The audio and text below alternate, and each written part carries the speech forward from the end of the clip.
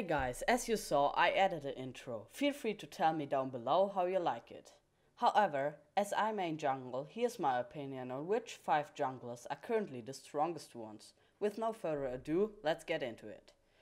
First up on our 5th place is Lee Sin. His strengths are his incredible carry potential if his player is good enough with him.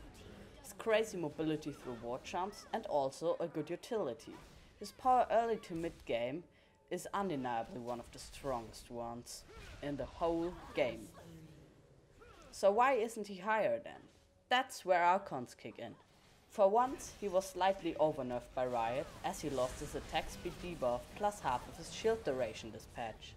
Second, he scales pretty poor into the late game. And third and most importantly, he does require huge knowledge and practice so that you must spam him to perform. However, for everyone out there who is willing to put time into Lee Sin, definitely go learn him. He is worth it. Our 4th place is Ranga, because he, in contrary to Lee Sin, does scale well with items and is strong throughout the whole game. His assassination and pick potential with a good used ultimate are from a different world. He can adapt to pretty much any situation he is in, as his builds are pretty variable. And again, completely different from Lee, Ranga is actually pretty easy to learn. His problems are his lack of CC and getting countered by hard CC or enemies with armor. Also his ult is on a pretty high CD, which makes him lose some presence early on.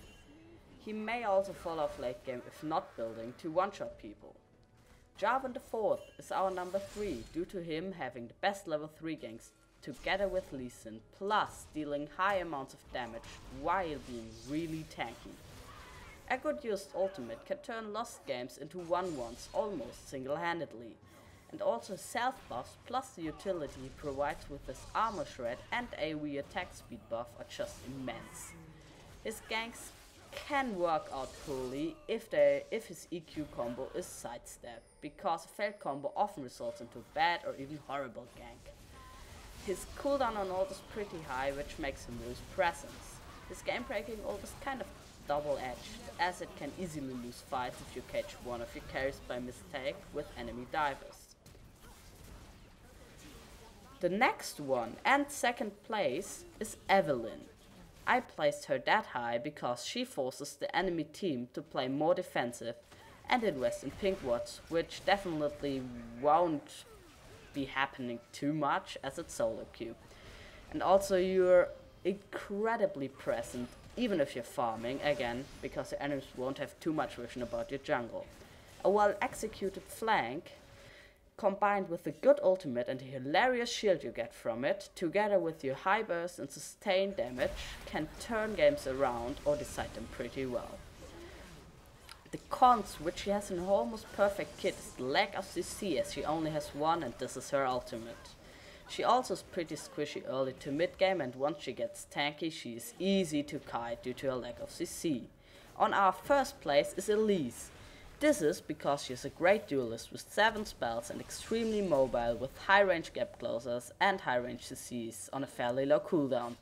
She has got percentage health damage plus an execute spell to secure objectives even easier.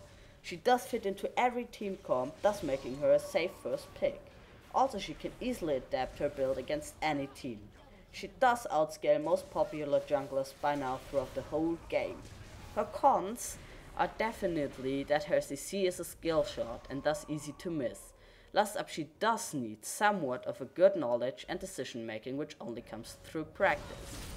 However, this wraps up what I wanted to say. If you enjoyed it, make sure to leave a like and subscribe to me to help me out. Thank you very much for watching, and until next time.